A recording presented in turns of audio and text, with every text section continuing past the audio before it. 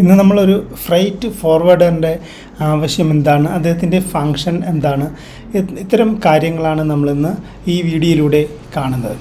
അപ്പോൾ പ്രധാനമായിട്ടും export and ഇമ്പോർട്ടിന് വേണ്ടി സഹായിക്കുന്ന ഒരു ഏജൻസിയാണ് ഫ്രൈറ്റ് ഫോർവേഡർ. ഫ്രൈറ്റ് ഫോർവേഡർ എന്ന് പറഞ്ഞാൽ ഒരു ഇൻ്റർമീഡിയറിയാണ്. ഇൻ്റർമീഡിയറി എന്ന് പറയുമ്പോൾ ഇൻ ബിറ്റ്വീൻ നമ്മളുടെ ഇത് എക്സ്പോർട്ട് ചെയ്യുന്നതിനെ സഹായിക്കുന്ന ഒരു ഏജൻറ്റ് ആണ്, ഇൻ്റർമീഡിയറി ഏജൻറ്റാണ് ഫ്രൈറ്റ് ഫോർവേഡർ എന്ന് പറയുന്നത്. അപ്പോൾ അദ്ദേഹം പ്രധാനമായിട്ടും സഹായിക്കുന്നത് ഇമ്പോർട്ടറെയോ എക്സ്പോർട്ടറെയോ ആയിരിക്കും.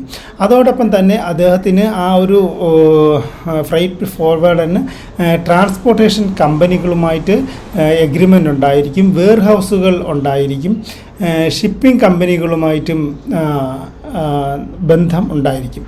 അപ്പോൾ ഈ ഒരു എല്ലാ സംഗതികളെയും ഇൻ്റഗ്രേറ്റ് ചെയ്തുകൊണ്ട് ഒരു എക്സ്പോർട്ടറിനെ ഇമ്പോർട്ടറിനെ സഹായിക്കുന്ന ആണ് ഫ്രൈറ്റ് ഫോർവേഡർ എന്ന് പറയുന്നത്. നമ്മൾ അടുത്ത് നോക്കുന്ന അദ്ദേഹം എന്താണ് ചെയ്യുന്നത്, അദ്ദേഹത്തിൻ്റെ ആക്ടിവിറ്റീസ് എന്തൊക്കെയാണ് എന്ന് നോക്കാം. അപ്പോൾ ആദ്യമായിട്ട് ഒരു എക്സ്പോർട്ടറെ സംബന്ധിച്ചിടത്തോളം അദ്ദേഹത്തിൻ്റെ കൺസൈൻമെൻറ്റ്, അദ്ദേഹത്തിൻ്റെ മെർച്ചൻഡൈസ്, അദ്ദേഹത്തിന് എന്താണോ അയക്കേണ്ടത് ആ ഉൽപ്പന്നം എക്സ്പോർട്ടിന് പാകമാകുന്ന സ്യൂട്ടബിളാകുന്ന രൂപത്തിലേക്ക് മാറ്റിയെടുക്കണം. അത് എങ്ങനെ പാക്ക് ചെയ്യണം, ഏത് രീതിയിൽ അത് ഫ്രീസ് ചെയ്യണം എന്നുണ്ടെങ്കിൽ അതെങ്ങനെ ചെയ്യണം, ഇത്തരം വിഷയങ്ങളിലെല്ലാം തന്നെ എക്സ്പോർട്ടറെ സഹായിക്കാനായിട്ട് ഒരു ഫ്രൈറ്റ് ഫോർവേഡറിന് സഹായിക്കും. അതോടൊപ്പം തന്നെ ട്രാൻസ്പോർട്ടേഷൻ അറേഞ്ച്മെൻറ്റ്, നമ്മളുടെ ഫാക്ടറിയിൽ നിന്നും വെയർ ഹൗസിലേക്കുള്ള ട്രാൻസ്പോർട്ടേഷൻ അറേഞ്ച്മെൻറ്റ് സഹായിക്കും. പിന്നെ ഇതിനെ സ്റ്റോർ ചെയ്യാൻ സഹായിക്കും. പിന്നെ ഈ ഇൻവെൻട്രിയെ ശരിയായ വിധം മാനേജ് ചെയ്യാനായിട്ട് സഹായിക്കും. മറ്റ് ലോജിസ്റ്റിക് ആക്ടിവിറ്റീസ് സഹായിക്കും. പിന്നെ നമുക്ക് ഒരു സാധനം എക്സ്പോർട്ട് ചെയ്യണമെന്നുണ്ടെങ്കിൽ നിരവധി സർട്ടിഫിക്കറ്റുകൾ നമുക്ക് കിട്ടേണ്ടതുണ്ട്. ഈ സർട്ടിഫിക്കറ്റുകളൊക്കെ കിട്ടാനായിട്ട് സഹായിക്കും. അതോടൊപ്പം തന്നെ ഇൻഷുറൻസ് വേണം. നമ്മൾ എക്സ്പോർട്ട് ചെയ്യുന്ന ഉൽപ്പന്നങ്ങൾ പല തരത്തിലുള്ള ഇൻഷുറൻസിൻ്റെ ആവശ്യമുണ്ട്. ഈ ഇൻഷുറൻസുകൾ എടുക്കാനായിട്ട് സഹായിക്കും. ഇതെല്ലാം ചെയ്യുന്നതിന് വേണ്ടി കോൺട്രാക്റ്റ് ഉണ്ടായിരിക്കും. ഓരോ ഏജൻസിയുമായിട്ടും കോൺട്രാക്റ്റ് ഈ ഒരു ഫ്രൈറ്റ് ഫോർവേഡറിന് ഉണ്ടായിരിക്കും. അതോടൊപ്പം തന്നെ ഡോക്യുമെൻ്റ് പ്രിപ്പറേഷൻ, ഇത്തരം വിഷയങ്ങളിലെല്ലാം തന്നെ നമ്മുടെ ഫ്രൈറ്റ് ഫോർവേഡറിന് ഒരു എക്സ്പോർട്ടറിനെയോ ഇമ്പോർട്ടറിനെയോ സഹായിക്കാനായിട്ട് സാധിക്കും.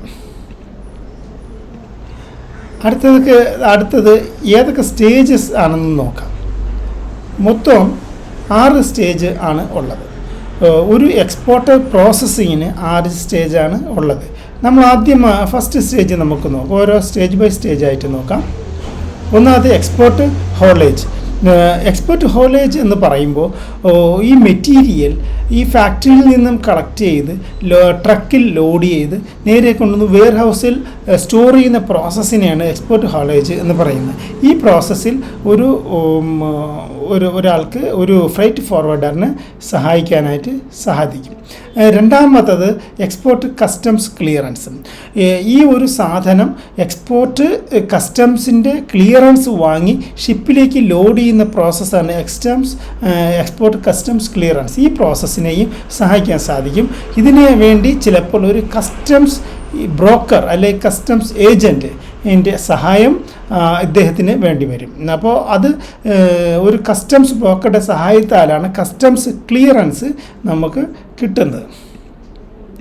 പിന്നെയുള്ളത് ഐറ്റംസ് ചെക്ക് പോയിൻ്റ് അല്ലെങ്കിൽ ഒറിജിൻ ഹാൻഡിലിംഗ്. ഇതെന്ന് പറയുന്നത് നമ്മൾ എവിടേക്കാണോ കയറ്റുമതി ചെയ്യുന്നത് അവിടെ നിന്നും നമ്മൾ കസ്റ്റംസ് ക്ലിയറൻസ് കഴിഞ്ഞ മെറ്റീരിയൽസ് ഷിപ്പിൽ കയറ്റി നേരെ എവിടെയാണോ ഇത് ഏത് രാജ്യത്താണോ വേണ്ടത് ആ രാജ്യത്തിൻ്റെ പോർട്ടിൽ എത്തിക്കുകയും അവിടെ ഫസ്റ്റ് ചെക്ക് ചെയ്യുകയും ചെയ്യും. ഇത് ശരിയായ സാധനമാണോ കിട്ടിയത് എന്ന് അവിടെ ചെക്ക് ചെയ്യുന്ന ഒരു പോയിൻ്റാണ് ഐറ്റംസ് ചെക്ക് പോയിൻ്റ് എന്ന് പറയുന്നത്.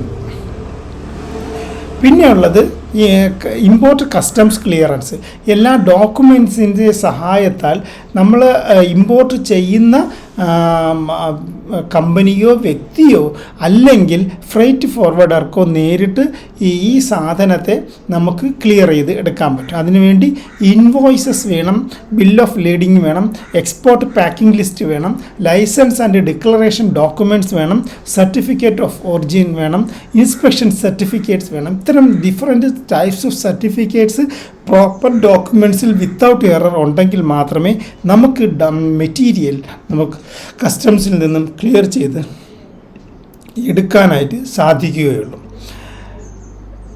പിന്നെയുള്ള destination arrival and handling. Import customs clearance കഴിഞ്ഞു കഴിഞ്ഞാൽ ഈ മെറ്റീരിയലിനെ കണ്ടെയ്നർ ഷേപ്പിൽ നിന്ന് ഒഴിവാക്കി ട്രാൻസ്പോർട്ടേഷൻ പാകത്തിലേക്ക് അത് മാറ്റിയെടുക്കണം. അറൈവൽ അതിൽ നിന്ന് എടുത്ത് പ്രത്യേകം മാറ്റി വെയർഹൗസിൽ വയ്ക്കുന്ന പ്രോസസ്സിനാണ് ഡെസ്റ്റിനേഷൻ അറൈവൽ ആൻഡ് ഹാൻഡിലിംഗ് എന്ന് പറയുന്നത്. ലാസ്റ്റ് പ്രോസസ്സ് എന്ന് പറഞ്ഞാൽ ഇമ്പോർട്ട് ഹോളേജ് എന്ന് പറയുന്നത് എക്സ്പോർട്ട് ഹോളേജ് എന്ന് പറയുന്നത് പോലെ തന്നെ മെറ്റീരിയൽ നമ്മുടെ വെയർഹൗസിൽ നിന്നും നമ്മളുടെ ഫാക്ടറിയിലേക്ക് കൊണ്ടുവരുന്ന പ്രോസസ്സാണ് ഇമ്പോർട്ട് ഹോളേജ്. അപ്പം 6 സ്റ്റേജിലൂടെയാണ് നമ്മളുടെ എക്സ്പോർട്ട് പ്രോസസ്സിങ് നടക്കുന്നത്. എക്സ്പോർട്ട് ഹോളേജ്, എക്സ്പോർട്ട് കസ്റ്റംസ് ക്ലിയറൻസ്, പിന്നെ ഐറ്റംസ് ചെക്ക് പോയിൻറ്റ്, പിന്നെയുള്ള ഇമ്പോർട്ട് കസ്റ്റംസ് ക്ലിയറൻസ്, പിന്നെയുള്ള destination arrival handling and import ഹോളേജ്. ഈ 6 സ്റ്റേജിലൂടെയാണ് നമുക്ക് ഒരു എക്സ്പോർട്ട് സക്സസ്ഫുള്ളായിട്ട് ചെയ്യാൻ പറ്റുന്നത്. ഇതിൽ ഈ വേരിയസ് സ്റ്റേജിൽ ഒരു ഫ്രൈറ്റ് ഫോർവേഡറിന് നിങ്ങളെ സഹായിക്കാനായിട്ട് സാധിക്കും. നമ്മൾ ബെനിഫിറ്റ് എന്തൊക്കെയാണ്? നമ്മളൊരു ഫ്രൈറ്റ് ഫോർവേഡറിൻ്റെ സഹായത്താൽ നമ്മൾ എക്സ്പോർട്ട് ചെയ്ത് കഴിഞ്ഞാൽ നമുക്കുണ്ടാകുന്ന ബെനിഫിറ്റ് ഏറ്റവും പ്രധാനപ്പെട്ട ബെനിഫിറ്റ് എന്ന് പറയുന്നത് ലാസ്റ്റിൽ എഴുതിയിട്ടുണ്ട്. ടൈം സേവിങ് ആണ്. നമ്മൾ ധാരാളം സമയം സേവ് ചെയ്യാൻ പറ്റും, എക്സ്പേർട്ടായിട്ടുള്ള അഡ്വൈസ് കിട്ടും, അതോടൊപ്പം സിംഗിൾ ഇൻവോയ്സ് കിട്ടും.